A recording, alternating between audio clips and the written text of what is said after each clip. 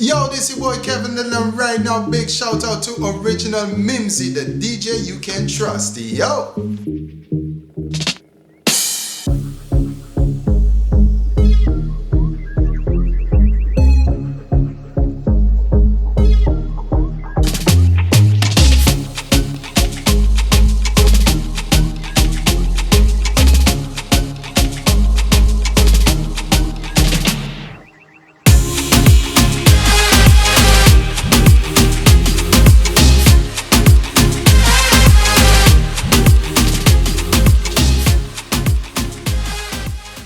That's right, ladies and gentlemen, boys and girls, welcome to another edition to Urban History X alongside Motion Streams Media and of course WWE TV. We're in the place, we are representing of course an international artist. He definitely turns the ladies on the right ways, but the question is he a slow motion guy? We need to find out the ins and outs right now with my brother. Kevin Lyttle is in the UK, baby! Memzee! We're here. Kevin, welcome to the UK. Yeah, man, thank you, man. How are you?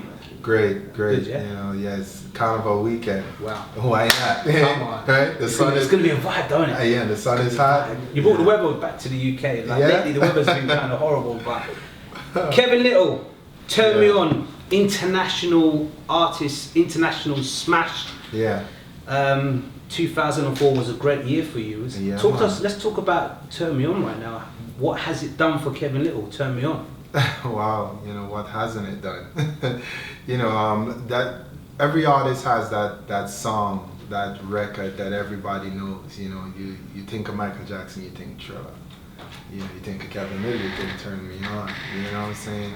I think it's a record that will never ever die. Yeah, you know, that record is the maker of my name, because originally when that record came out, I was having trouble having people know who I am.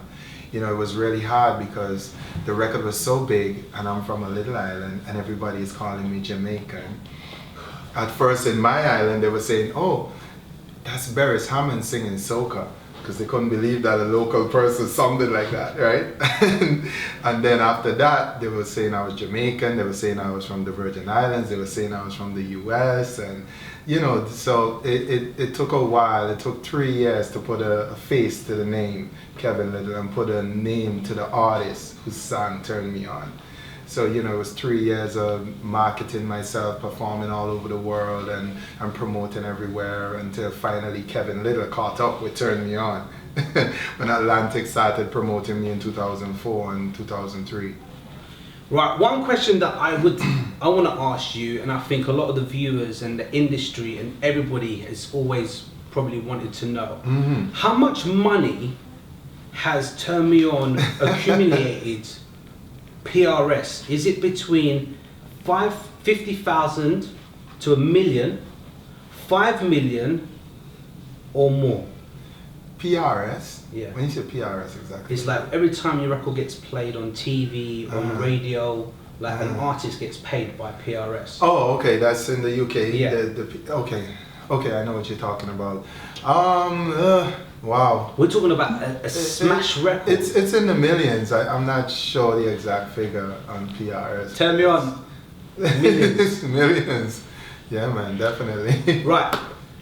Usually in my interviews, it's literally I get depth with the artists and stuff. But today, because as it's Carnival weekend coming up, I'm going to do like a little fireball round about you, so the listeners and the viewers can understand the ins and the dislikes about Kevin Lyttle. Right.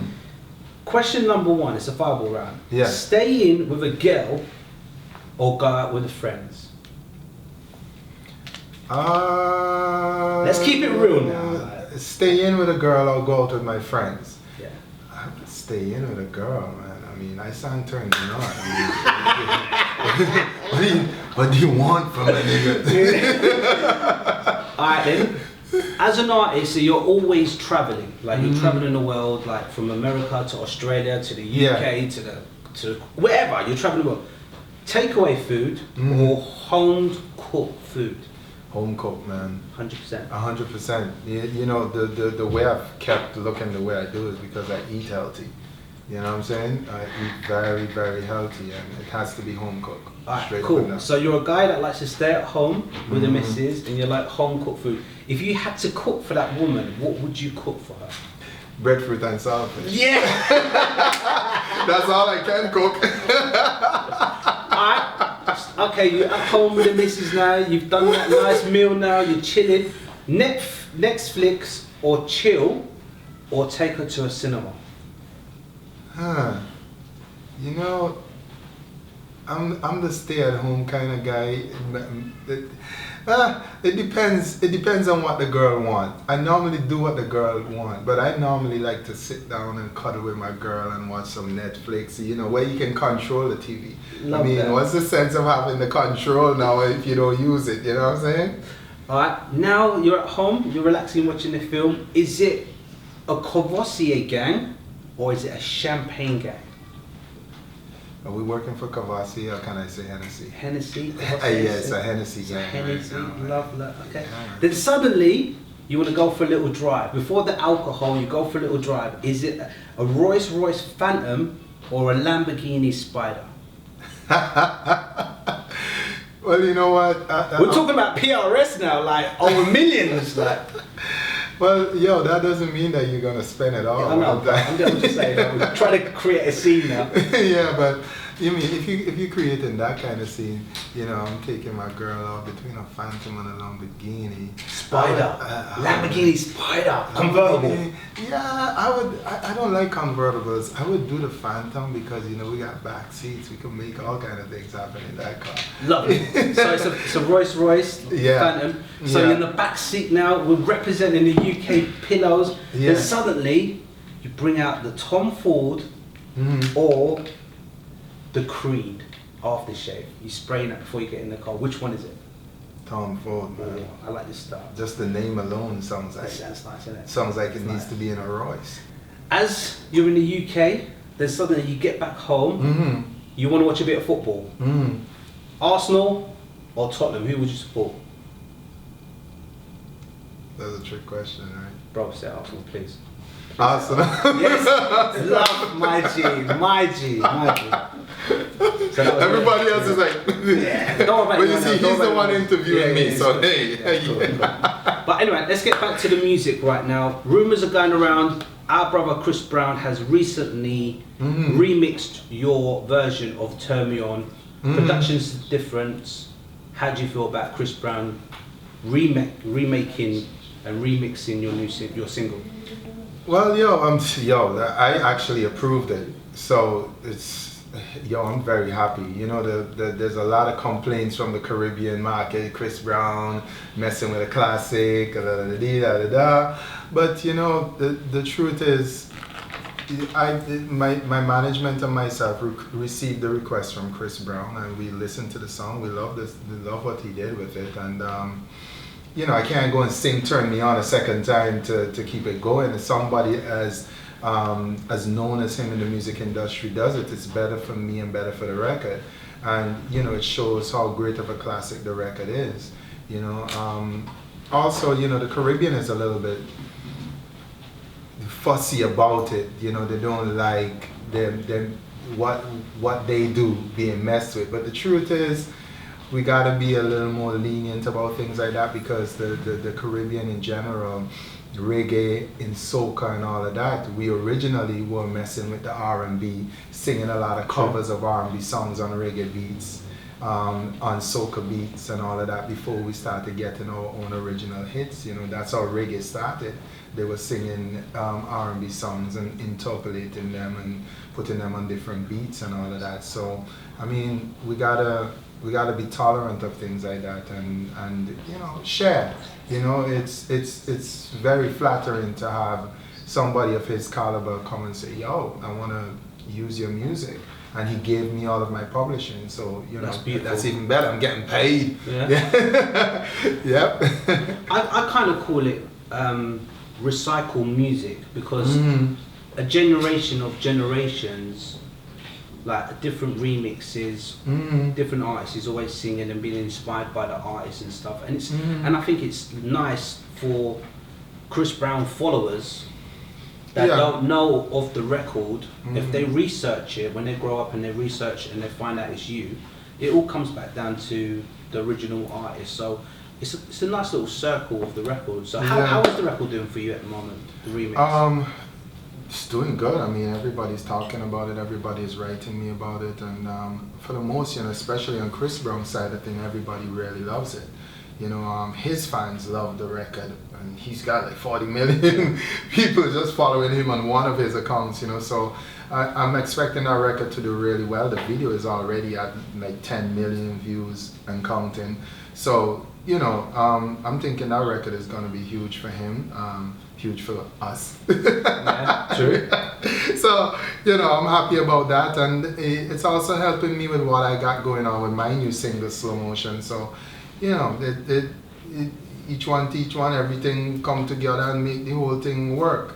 So let's talk about the new single right now. That's the reason why we've got this exclusive interview right now. Mm-hmm. The new single, Slow Motion. Let's Yeah. talk about slow motion. What is the understanding of slow motion? The song, I wrote the song on the idea that popped in my head when I started saying the word slow motion was like, you in a party and you see a hot girl and she looks so good and she dancing and whining, but you got the alcohol in your head and she looks so good, and it's like, you see it, she's in slow motion, man. You're like looking at her whining and it's like, whoa. It's like a Matrix kind of thing, isn't it? Yeah. So that's the idea of slow motion, So the video's out at the moment.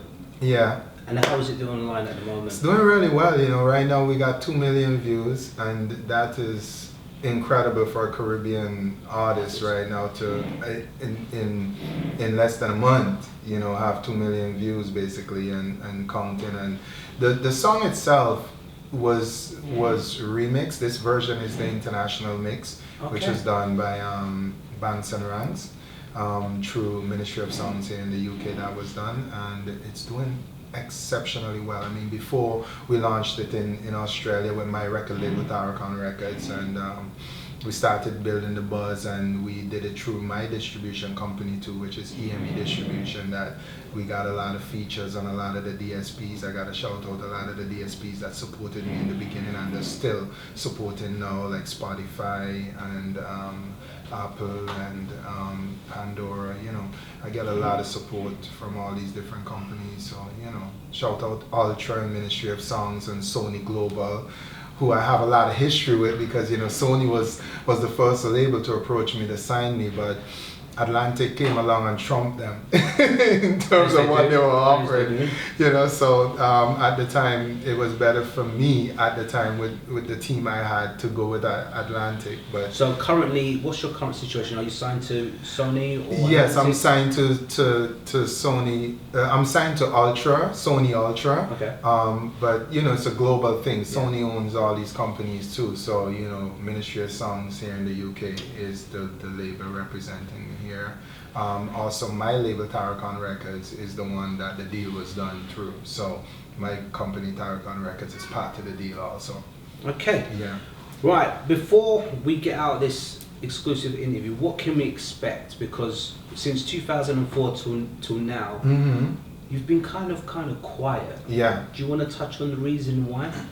Well, I went through a lot of stuff, man. My management was not doing the best. My management, as soon as I penned the deal with Atlantic Records, things got kind of crazy. My manager steps off a plane with me from Miami to New York, and the cops are waiting for her and throw her in jail. What? And she was in jail for so all the time Turn Me On is big and blowing up in 2004. She's in jail and I'm there trying to figure out what to do. And I was trying to be loyal, and she didn't come out until 2006, 2005, and I had nobody managing me. Wow. And then after that, 2008, by then I fired her because she came out after I was being so loyal and not taking on any other manager. She goes and tries to manage other people. So, and I got tired of it, and I decided it was time for us to part ways. And then in 2008, my mom dies. I'm sorry, bro. Yeah, you know, so that kind of threw me up for a long time, you know, it really threw me up for a while, and now my grandmother just died, so now it's just me. It's just me from the little house in Saint Vincent and the Grenadines, so it's been a little bit crazy month for me right now, but all those little things, you know, in between that, you know, I got a family, I had 2 kids, I have a son with my wife and a son from before I got married, so you know, there was a lot of different things I was adjusting myself to that basically had me somewhat in limbo. You know, I wasn't able to put out music the way I needed to, and it just got really, it turned into a fight to get from not having a major label to figuring yourself out in America and just forming your own label, figuring out where the music business has changed to, and you know, getting myself back to a place where I'm in this position now. I got Slow Motion, brand new single and all that, so you know. So what can we expect for the future for Kevin and Lyttle? Yo, well, Slow Motion to the top, you know what I mean? We're trying to push this record to #1, you know. Sony is behind us, Ultra is behind us, Ministry of Sound is behind us, Sony Global is behind us, so hopefully we got a #1 record in the making. Like I said, the record is over 2 million views right now. Hopefully by the time this video hits, it'll be at 2 point something, going 3 or even more. And you know, I've got a collaboration with Fat Man Scoop called Island Girl that we're dropping soon. We got another record with John FX called Flames and Fire that's really hot. We got a lot of nice new music to come, so you know, look out for it. Kevin Lyttle is back and we're staying back. We're going to be keeping it going, you know what I mean? While you're in the UK, you got any kind of, have you been listening to radio? Have you been watching the UK scene, artists growing, or what? Do you know anything about the UK scene? Well, I saw Craig David the other day, like he's been doing a good resurgence back in the UK, you know. I saw him performing and doing his thing. I like Craig David, I'm a big fan. I've not really kept up with everything else. I know a lot of the UK music has now become very popular in America. So there's a lot of artists that you're thinking is American, but they're from the UK. You know? So I'm a little bit confused as to who is who these days. Yeah, man. Okay, we're going to keep it nice and short and sweet right here. Do you want to give a shout out to anyone? Shout out my whole team, Tarakon Records. Shout out Bina Turner, as she calls herself on Instagram. Bina Fronda, product manager at Ultra. Shout out Patrick Moxie at Ultra. My beautiful wife, Little Boss Lady, who's the CEO and manager of Kevin Lyttle, and CEO of Tarakon Records. You know, who is the basic backbone of everything going on with me right now too, you know, so. Like they say, behind every single successful man, there's a successful woman. Yeah, man, that's the game. Yeah, that's how it works. Kevin Lyttle, thank you very much. Yeah. Do you want to give us a little a cappella of your new single? Yeah, man, of course, let's do it. Let's do it with some music. You ready? Is that too fast? Yeah, too fast. Follow me, you follow me, right? Light the magic of a full moonlight. This is the way you captivate my mind. No distractions that I see. Right about now it's just you and me. You walk, you talk, you got me looking in disbelief. Your body move to the groove, and all I see is in slow motion.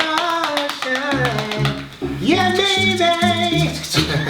Kevin Lyttle, thank you very much, my brother. All the best. God bless you. Live your life the way you live your life, and watch out for my new single coming very soon. Let Me Live, baby. Featuring Kevin Lyttle. Let Me Live,